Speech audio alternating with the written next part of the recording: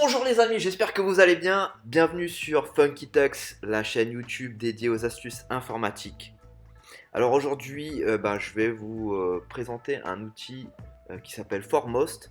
Foremost, c'est un outil qui vous permettra de récupérer vos fichiers qui ont été accidentellement effacés. Ça peut arriver à n'importe qui, ça m'est arrivé à moi. Et croyez-moi, avoir cet outil à disposition, ça s'est avéré d'une grande utilité.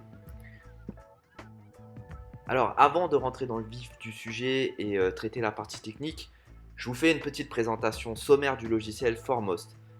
Alors, c'est un logiciel qui a été créé par deux informaticiens de l'US Air Force de la branche investigation. C'est un logiciel open source qui est disponible gratuitement sur toutes les distributions Linux. Elle fonctionne en ligne de commande, donc du coup, pour ceux qui espéraient une interface graphique, désolé les amis, voilà, il y aura un petit peu de code à saisir, mais c'est pas compliqué, hein, vous verrez, hein, ça dépasse pas 2 lignes. Donc du coup, je pense que tout débutant peut s'en sortir aisément en suivant pas à pas le tuto. Petit disclaimer avant de commencer, les amis, cette vidéo est diffusée à titre ludique pour offrir du contenu divertissant. Je me dégage donc de toute responsabilité et ne saurais être tenu pour responsable en cas de mauvaise utilisation ou de mauvaise interprétation du contenu diffusé. Pour les amis qui sont sous Windows ou macOS, il y a possibilité d'utiliser Foremost par le biais d'une clé USB avec un Live Linux. Alors, qu'est-ce qu'un Live Linux? C'est utiliser un Linux sans l'installer. Vous pouvez faire ça en déployant l'ISO d'un Linux, Ubuntu par exemple, sur une clé USB. Et c'est ce que généralement on fait lorsqu'on veut essayer Ubuntu avant de l'installer.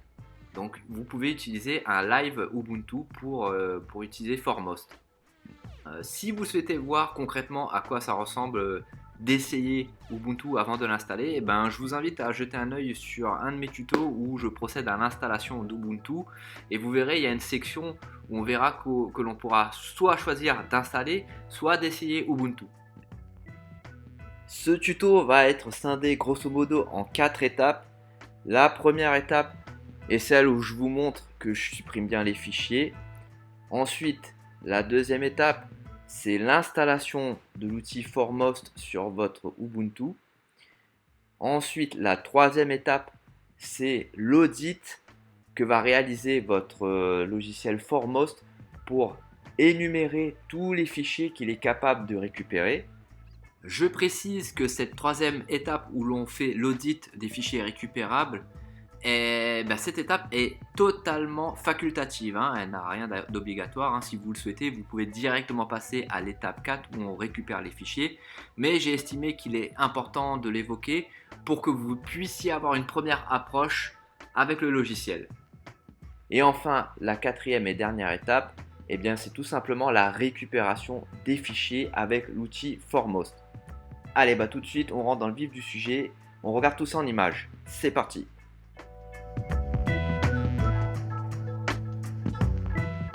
Alors les amis, avant de procéder à toute manipulation, la première chose à faire, c'est d'arrêter d'écrire ou de travailler sur le disque dur sur lequel vous avez perdu vos données.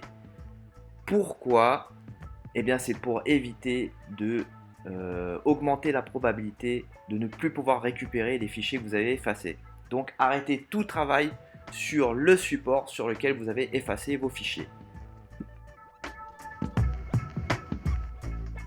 Donc, passons à la mise en situation. Donc là, dans cette situation, on est le 29 juin à 15h08, heure et date à laquelle je réalise le montage de cette vidéo. J'utilise une clé USB qui s'appelle Temp et vous voyez, j'ai des fichiers bidons que j'ai mis dedans pour vous montrer comment fonctionne le logiciel. Donc il y a un fichier ODS que je vais ouvrir.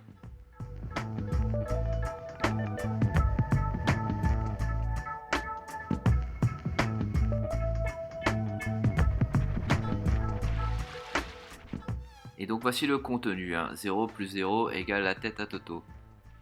J'ai fait un fichier basique histoire que ça marque tout le monde, hein. Donc voilà, j'ai un fichier XLSX qui est un fichier Excel pour les utilisateurs de Microsoft Office. Donc le fichier comprend la même chose, hein, que mon fichier ODS, hein. Donc voilà, 0 plus 0 égale la tête à Toto.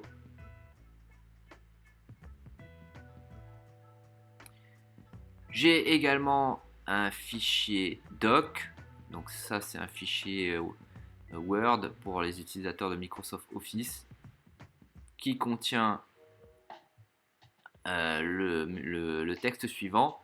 J'ai effacé un fichier Word. Qu'est-ce que je vais faire? Que vais-je faire, pardon. Et puis un fichier ODT, donc c'est l'équivalent d'un fichier Word, mais pour LibreOffice, adapté pour LibreOffice, et qui contient le même message que le fichier Word.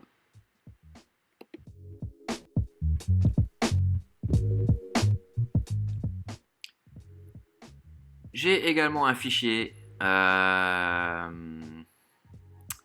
texte qui comprend le message suivant. Cool, je peux peut-être les récupérer. Et donc vous voyez bien, c'est un fichier texte, hein, .txt. J'ai une image. J'ai choisi une image qui parle à tout le monde. Donc là, une image Star Wars avec notre ami Tux, mascotte des produits Linux. J'ai un fichier PDF avec le message suivant. J'ai effacé un PDF. Et puis, j'ai un sous-répertoire. J'ai un fichier zip ici qui contient le fichier suivant, le fichier doc suivant. Vive l'informatique. Donc vous voyez, le message est différent des fichiers Word qu'on a ouverts précédemment.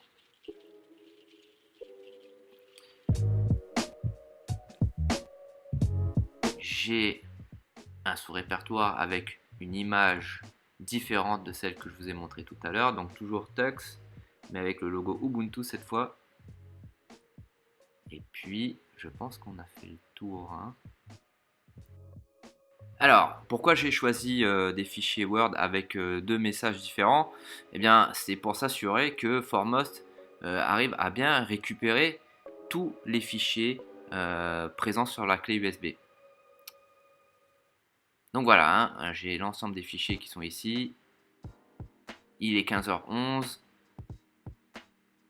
et on va continuer la vidéo. Donc là, cas pratique, je les efface. Le petit message d'avertissement qui me demande si je supprime définitivement les 9 éléments sélectionnés. Ils seront définitivement perdus, j'insiste bien. Je clique sur supprimer. Ça y est, la catastrophe est réalisée, j'ai supprimé mes fichiers. Et je n'ai plus rien sur ma clé USB temp. Vous voyez, il n'y a rien dans la corbeille, donc ça prouve bien que mes fichiers ont été définitivement supprimés.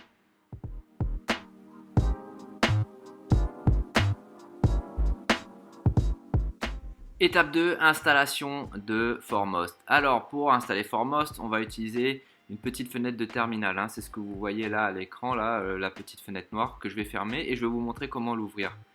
Donc, pour ouvrir la fenêtre de terminal, vous allez ici à ce niveau-là, vous cliquez sur la barre de recherche et puis vous tapez terminal et vous sélectionnez terminal. Voilà. Donc la fenêtre s'ouvre. Et puis on va saisir une commande pour, dans un premier temps, mettre à jour les paquets disponibles. Donc les paquets d'installation pour le système d'exploitation Ubuntu. Donc là, je tape sudo espace apt-get espace update espace et espace sudo espace apt-get espace upgrade. Et puis je tape mon mot de passe administrateur. Et là, il met à jour tous mes paquets. Pourquoi il faut mettre à jour ces paquets? C'est pour tout simplement recevoir la dernière version du paquet pour l'installer sur votre live USB ou sur votre Ubuntu personnel si vous utilisez Ubuntu. Voilà. Ensuite, la commande suivante, et ben c'est celle qui va installer le paquet Foremost. Donc là, sudo espace apt-get espace install et puis la Foremost. F-O-R-E-M-O-S-T. Et puis vous tapez entrée. J'ouvre une petite parenthèse, les amis, si vous souhaitez comprendre la syntaxe des commandes que j'énumère là à l'écran, eh bien j'ai réalisé un tuto pour installer Ubuntu dans lequel j'explique brièvement la syntaxe de ces commandes. Donc je vous invite à aller jeter un œil à la vidéo si ça vous dit. Le lien est en descriptif de la vidéo. Et je ferme la parenthèse.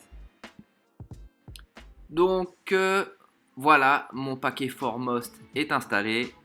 Donc on peut passer à la suite de la vidéo.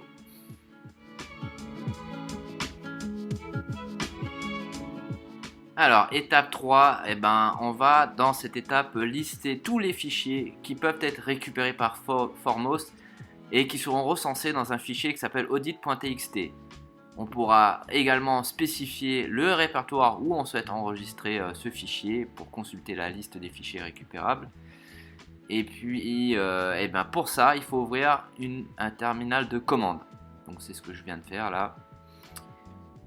Et donc, la fameuse commande qui permettra de faire cet audit, eh bien, c'est la commande sudo, pas celle-là, excusez-moi, celle-là, sudo espace foremost -w /dev/sd, et puis là, il faudra ajuster la dernière lettre en fonction du support sur lequel vous souhaitez faire cet audit des fichiers récupérables. Alors ça, on va le voir après. Je vais vous expliquer comment le trouver. Donc du coup, alors pour savoir quelle lettre a été assignée à votre lecteur USB ou votre disque dur dans votre système d'exploitation Linux, eh bien, il faut avoir quelques petites connaissances du fonctionnement de Linux. Et ça, là, je m'adresse particulièrement aux utilisateurs Windows. Il faut comprendre qu'il y a une appellation différente des montages de lecteurs que vous connaissez sous Windows. Alors, je fais un petit parallèle vite fait. Classiquement, sur Windows, quand vous avez une partition ou un disque dur ou une clé USB qui est montée sur votre système, on lui assigne une lettre. Cette lettre, elle est généralement C deux points ou E deux points, F deux points, en fonction de l'ordre d'attribution qui a été faite sur votre système d'exploitation. Sous Linux, c'est un peu différent. Sous Linux, eh bien, l'appellation, pour faire très clair et très rapide, pardon, eh ben, ça procède de la façon suivante. /dev /sda pour le disque dur, ensuite SDA1 pour la partition 1 de ce disque dur là, SDA2 pour la deuxième partition du même disque dur. Si vous utilisez un autre disque dur en complément du disque SDA, il s'appellera disque dur SDB, etc., etc., etc.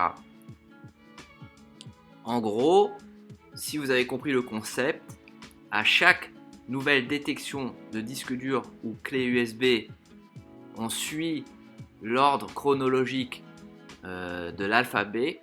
Donc ce sera SDB, SDA, pardon, SDB, SDC, etc. Et pour chaque partition supplémentaire détectée au sein d'un disque dur ou d'une clé USB, ce sera une suite chronologique. Ce sera SDA1, SDA2, SDA3 ou SDB1, SDB2, SDB3, etc., etc. J'espère que ça a été assez clair. Si jamais vous souhaitez avoir plus d'explications, je vous mets en descriptif de la vidéo un petit lien qui vous permettra de bien illustrer le fonctionnement de l'attribution des lettres de lecteur sur Linux.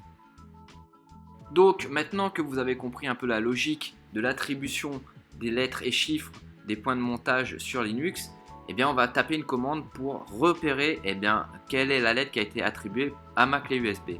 Donc pour ça, je tape sudo espace fdisk espace -l. Et puis je tape mon mot de passe administrateur au besoin.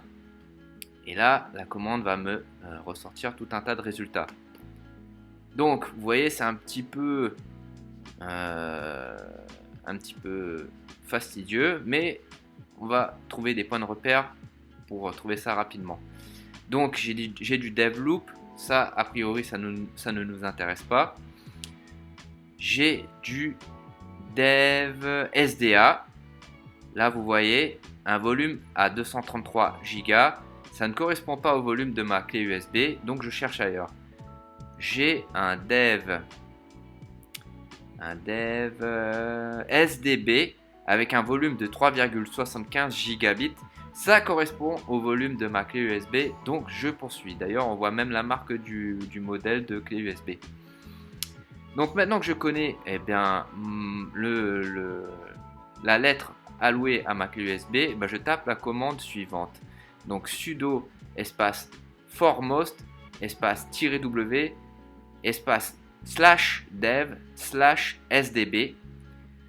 Et là, je peux lancer l'audit pour énumérer tous les fichiers qui peuvent être récupérés sur ma clé USB. Alors ça peut être un peu long. Je vous conseille d'aller faire un petit tour, à faire autre chose parce que ça peut durer un certain temps. Il y a une petite barre de progression qui s'affiche et ce sont les petites étoiles qui s'ajoutent là en bas de la fenêtre de terminal. Quand la commande aura terminé, vous verrez de nouveau votre nom d'utilisateur avec le nom de votre ordinateur qui s'affichera.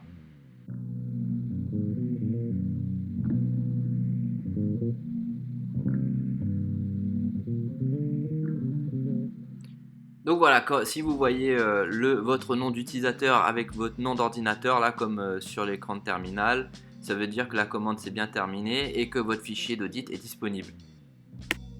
Le fichier audit sera enregistré dans un dossier output qui sera enregistré à l'emplacement où sera positionné votre terminal de commande. Maintenant, vous avez la possibilité de spécifier un répertoire bien précis où enregistrer votre fichier audit.txt. Donc c'est ce qu'on va faire avec la commande suivante. Donc sudo espace foremost espace -w espace -i espace /dev /sdb, ce qui correspond au média que je souhaite auditer, donc ma clé USB. Ensuite, vous faites espace -o espace, et là vous choisissez votre répertoire où vous souhaitez enregistrer votre fichier d'audit. Donc moi je choisis /home /lab /document au pluriel, ce qui correspond au répertoire document de ma session utilisateur sur Ubuntu. Donc je tape entrée et puis il va procéder une nouvelle fois à l'audit de ma clé USB. Et vous verrez pareil les petites étoiles, les petites astérix qui vont afficher la progression de l'audit de ma clé USB. Donc comme tout à l'heure, ça va progresser et puis ça va se terminer avec l'affichage du nom d'utilisateur et du nom d'ordinateur.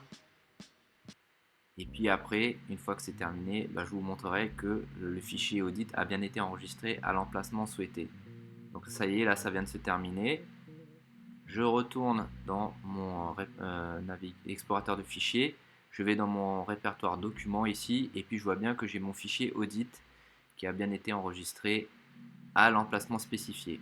Et donc là vous voyez, il y a le résultat de tous les fichiers qui peuvent être récupérés. Voilà, ça c'est assez technique, mais on voit bien qu'il y a des fichiers zip, JPEG, des fichiers PNG, etc., etc.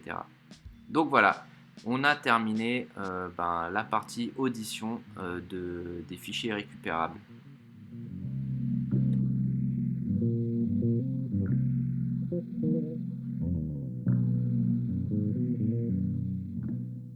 Nous y voilà, étape 4, la fameuse étape où l'on va récupérer les fichiers que l'on a effacés. Alors, les amis, Quand vous utilisez Foremost, vous avez la possibilité de lancer une commande pour récupérer absolument tout, mais vous avez également la possibilité de récupérer un type de fichier que vous aurez spécifié au préalable.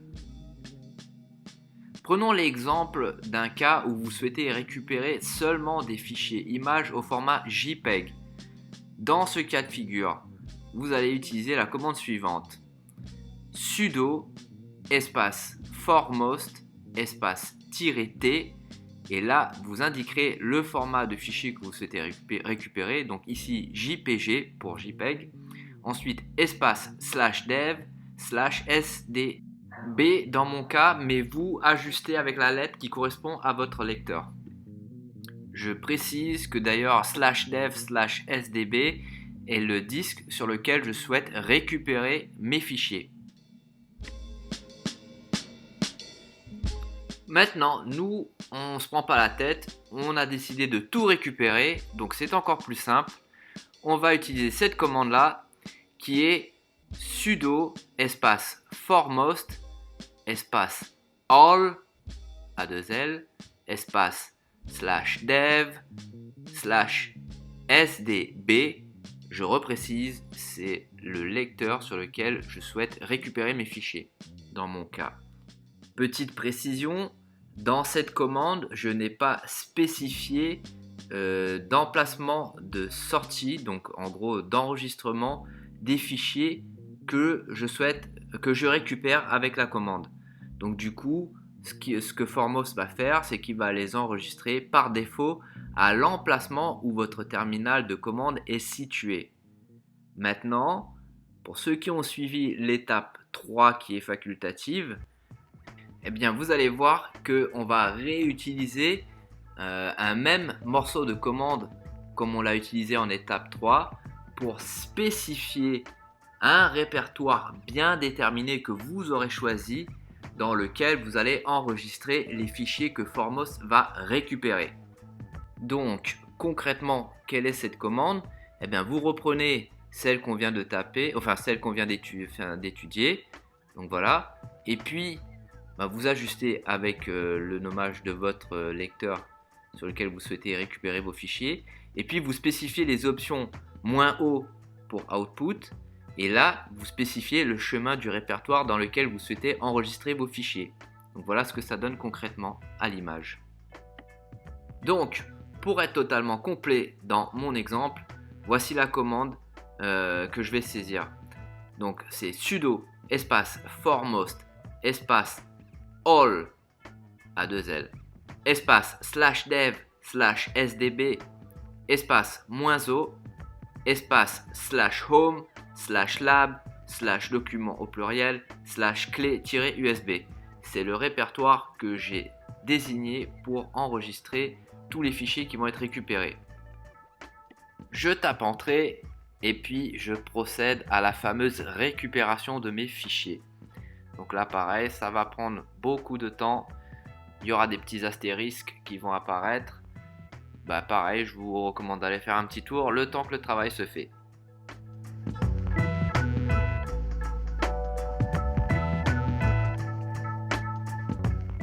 Donc après avoir patienté quelques instants, la commande vient de se terminer, je vois mon nom d'utilisateur et mon nom d'ordinateur, donc ça veut dire que c'est bien terminé, et je vais vérifier où sont restaurés mes fichiers. Donc je vais dans le répertoire que j'ai désigné, donc document clé USB, mais on voit un petit cadenas rouge. Si vous voyez ça, les amis, ne vous inquiétez pas, c'est juste que vous n'avez pas les privilèges administrateurs pour y accéder. Si vous avez ce cas de figure là, ne vous inquiétez pas, ça peut être vite remédié par une petite commande que je vais vous montrer et qui va vous réapproprier les droits pour consulter le répertoire de manière récursive avec seulement des privilèges utilisateurs. Donc cette fameuse commande, c'est la suivante, c'est sudo espace chown espace -r, et j'insiste bien de mettre le R en majuscule parce que sinon ça ne fonctionnera pas, espace votre nom d'utilisateur, deux points, encore une fois votre nom d'utilisateur, ensuite espace, et puis là vous mettez le chemin de votre répertoire, donc ça peut être /home / votre nom d'utilisateur, etc., etc. Donc concrètement, dans mon exemple, ce sera sudo espace chown espace -r majuscule, j'insiste bien, espace lab lab, donc lab c'est mon nom d'utilisateur sur ma session Ubuntu, espace /home /lab /document. Donc concrètement, qu'est-ce que je fais une fois que j'ai tapé entrée? Eh bien, j'approprie la propriété du répertoire document à l'utilisateur lab. Et là, vous voyez, le petit cadenas rouge a disparu pour tous les fichiers qui sont hébergés dans le répertoire document. Vous voyez, et puis là, je peux consulter les fichiers que j'ai restaurés.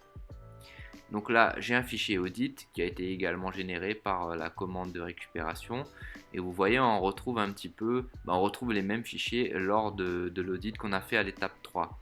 Donc on va consulter un petit peu les répertoires avec les fichiers qui ont été restaurés. Et vous voyez que je retrouve bien les images que j'avais enregistrées sur ma clé USB précédemment. Donc oui, voilà l'image Star Wars, je me rappelle vous l'avoir présentée, donc elle a été bien restaurée. On retrouve alors un fichier OLED, ça doit sûrement être un fichier LibreOffice, on va tester l'ouverture.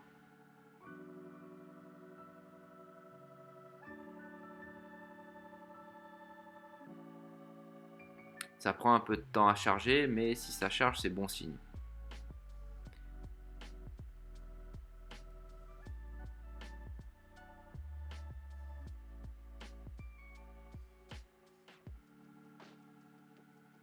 Donc ça, oui, alors effectivement, c'était un fichier qu'on avait consulté tout à l'heure lors de la mise en situation.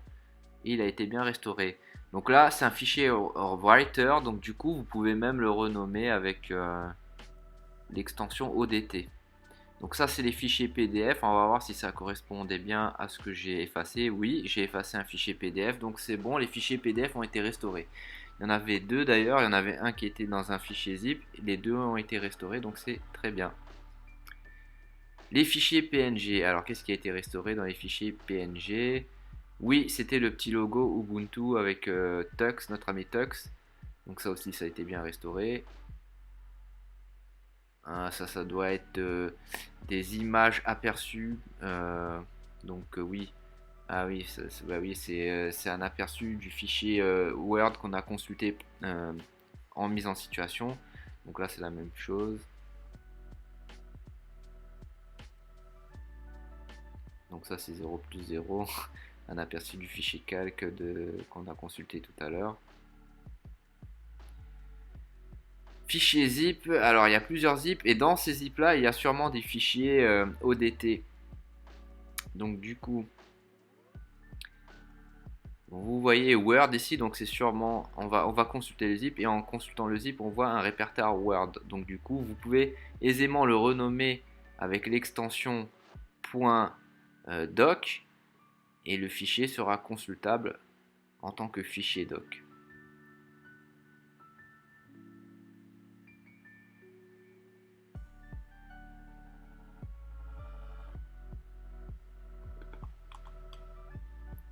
Ah oui, on retrouve bien le fichier qu'on a consulté tout à l'heure en mise en situation. Donc notre fichier Word est bien restauré.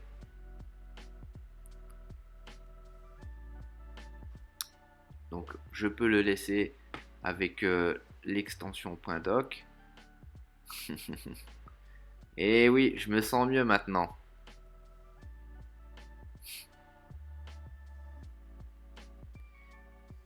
On va vérifier les autres fichiers zip qui ont été restaurés. Donc pareil, je consulte le zip pour voir ce qu'il y a à l'intérieur. Donc là, j'ai un fichier Word pareil, donc du coup, un document Word, pardon, donc du coup, je peux le renommer en .doc. Je l'ouvre.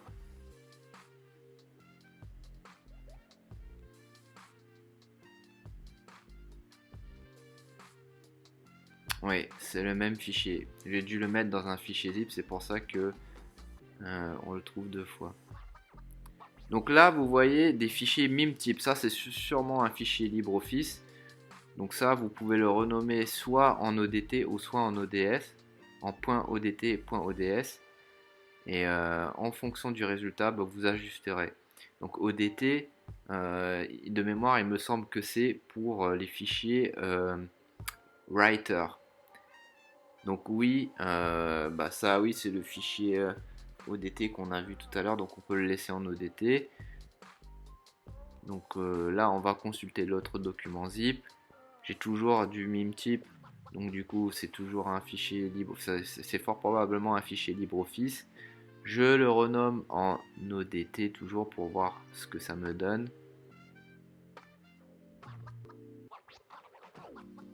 Bon, c'est toujours le même fichier que tout à l'heure. Je vais faire plus vite. Ah non, pardon, excusez-moi. Je reconsulte le zip. Donc là, ça doit être un fichier Excel, je pense, parce que j'ai vu un répertoire qui s'intitule Excel. Juste par esprit de vérification, je vais tenter de le renommer en .odt pour voir si l'ouverture fonctionne bien. Donc ah, il me dit que c'est pas possible. Donc c'est forcément un autre format de fichier. Mais ah, il arrive à l'ouvrir quand même. Ah, vous voyez, c'est bien le fichier Excel qu'on a vu tout à l'heure avec 0 plus 0 égale la tête à Toto. Alors, je vais vérifier une nouvelle fois le contenu du fichier zip. Donc, voilà, je vois bien le répertoire Excel qui se trouve en bas. Donc, pour moi, c'est un fichier Excel. Donc, je mets .xlsx. Voilà, je l'ouvre. Et là, l'ouverture se fait directement, donc c'était bien la bonne extension à mettre. C'est bien un fichier Excel. Donc là, je reconsulte l'intérieur du fichier zip pour ce fichier. Ah, je vois de nouveau un répertoire Excel. C'est fort probablement un fichier Excel aussi. Mais je vais tenter de mettre un fichier XLS. Voilà, donc je remets XLS. Voilà, il m'ouvre bien le fichier, donc c'était bien un fichier Excel. Là, je vois de nouveau MIME type, donc c'est forcément un fichier LibreOffice. Je vais le renommer en ODT pour voir. ODS, pardon, parce que je pense que ça doit être le fichier calque. Oui, c'est bien le fichier calque qu'on a vu précédemment. Donc ça pareil, MIME type pour ce fichier zip là. Je vais le renommer, ça doit sûrement être un ODS aussi, un fichier calque. Et je teste l'ouverture. Ouais, 0 plus 0 égale la tête à Toto. Donc c'est bon. Et puis ça. Ah oui, ça c'est le fichier zip que j'avais créé et qui contenait un fichier .doc que j'avais enregistré à l'intérieur de ce fichier zip. Et c'est bien ce fichier là qui était à l'intérieur de mon zip. Donc pour moi, on est bon. Donc vous l'aurez remarqué, Foremost classifie ces fichiers dans des répertoires en fonction de leur extension. Donc JPEG pour JPEG. Petite précision pour les fichiers Microsoft Office et LibreOffice, il faudra aller les chercher dans le répertoire zip. Ça a son importance, j'ai oublié de le préciser en début de vidéo, mais voilà, c'est dans ce répertoire là qu'il faudra rechercher vos fichiers Microsoft Office ou LibreOffice ou OpenOffice. Sinon, j'espère que Foremost vous aidera. Et puis ce tuto touche à sa fin. J'espère qu'il vous a été utile. N'hésitez pas à mettre des petits commentaires pour savoir si vous souhaitez revoir certains points, pour me dire que ça vous a aidé, etc. etc. Si la vidéo vous a plu, mettez un petit pouce bleu, ça fait toujours plaisir. Et puis si vous connaissez des amis en galère, n'hésitez pas à partager cette vidéo en espérant que ça leur sera utile. Et puis si vous voulez avoir d'autres astuces de ce type, n'hésitez pas à vous abonner à ma chaîne, il y en aura plein d'autres. Vous connaissez mon credo les amis, le savoir ça se partage. D'ici là, je vous souhaite une excellente journée, portez-vous bien et puis je vous dis à la prochaine. Bye bye.